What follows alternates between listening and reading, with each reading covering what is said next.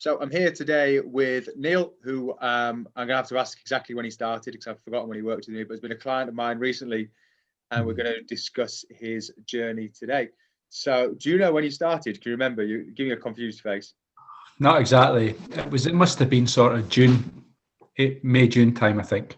Right. So where were you then? So what was the situation that led to you joining Sustain?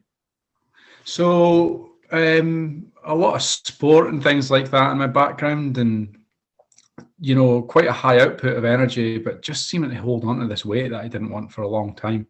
And tried a few different things, spoke to different sports nutritionists, and was trying counting calories for ages, but just with all this fat that I couldn't get rid of, despite the fact that I was performing okay sports-wise and things like that. Just looking for something different and something a bit new. I went to speak to a sports nutritionist not long before I came to Sustain, and he just came up with this stuff that was, eat 2,800 calories on training days, eat 2,600 on non-calories, here's your macros, and it was just boring, dull, unworkable. I tried it for a little while, it just didn't work, and I was just a bit lost. It's like, why can't I lose this weight when I'm training all the time? Do you know what I mean? Yeah.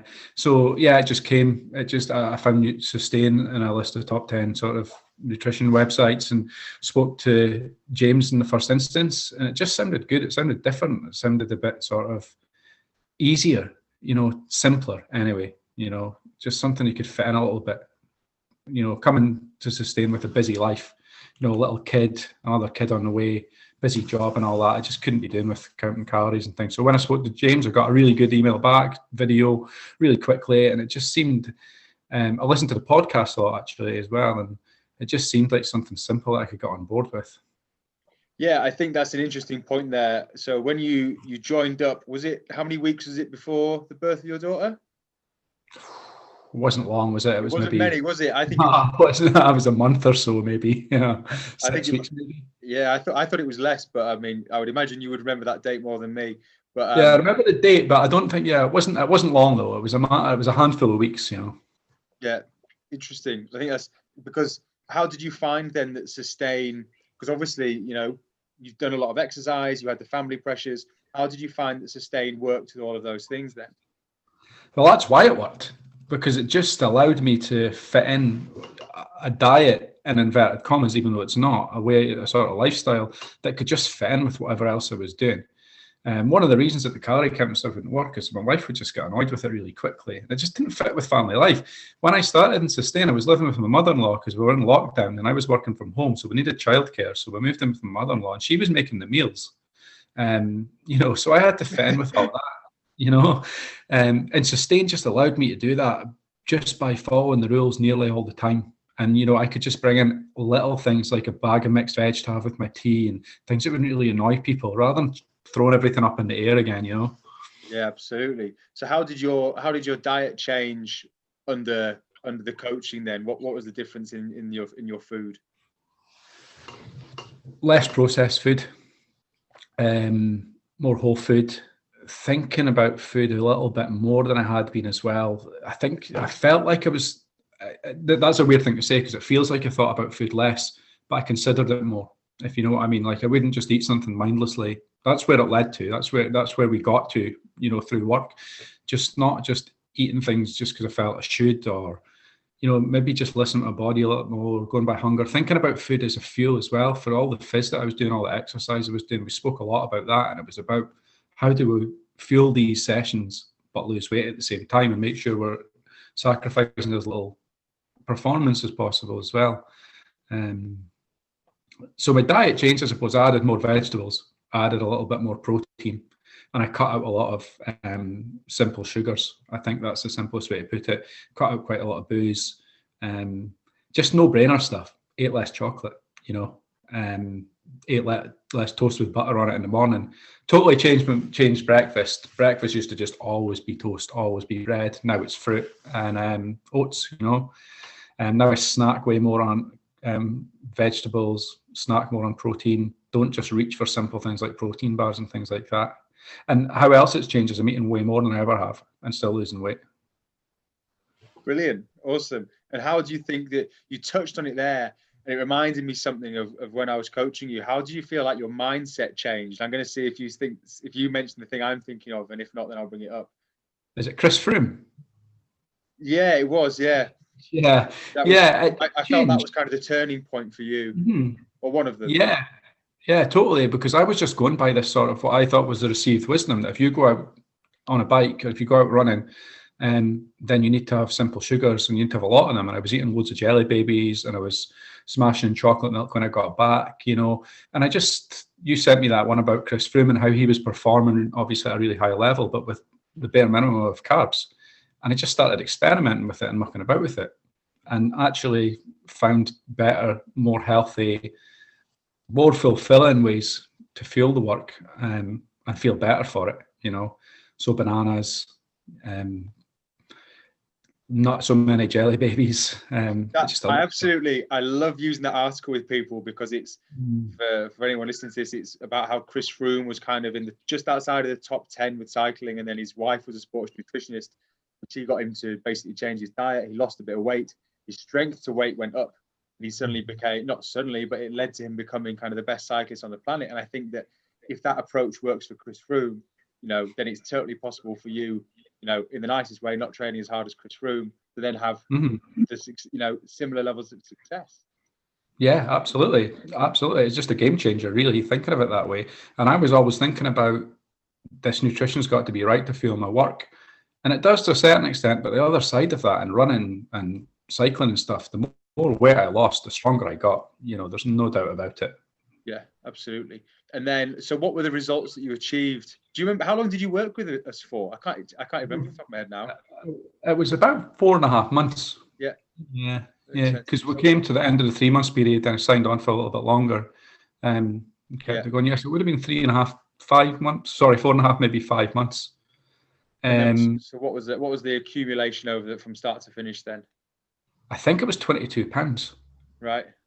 Over the bet, which was brilliant because from where I was starting from, I wasn't huge. It wasn't coming from a really, really high weight. So to have lost that £22, it's made a dramatic difference to the way I look, the way my clothes fit. And the clothes were always a bit of a target. Remember, the North Face t-shirt that I didn't fit into. And it was absolutely a symbol of, what I looked like when I felt good physically. And, that's maybe a little bit too big now. So yeah, I mean, 21, 22 pounds in terms of weight. And then there was loads of other results though. I mean, I saw a post that James put up, it was maybe yesterday, the day before on Instagram. It was like seven ways to measure your progress. So let's measure it with 21 pounds. That's fine. That's brilliant. But also the way I feel, the way I look, my relationship with food, my wife's attitude towards my relationship with food, the way I influence my kids' relationship with food. That's all improved as well. My sports performance. So to measure it in pounds it's a blunt instrument, you know what I mean? Yeah, absolutely. What a brilliant quote that is. I think, yeah, perfect. It's so nice to hear. It's so satisfying to know that, like, I've been a part of your journey almost, and that you've gotten so much from it. It's so satisfying, on a completely selfish level. So well done. You should be. And you think you finished coaching about a month ago, is that right? Yeah, something like that. Yeah. And how have you done since then? I think I've lost about 3 pounds since then. Just using the same principles that we use together, building these habits and just keeping doing them. Because the thing is, they make you feel good, and that's the thing about Sustain as well. It makes you feel good. I feel like other diets are like punitive.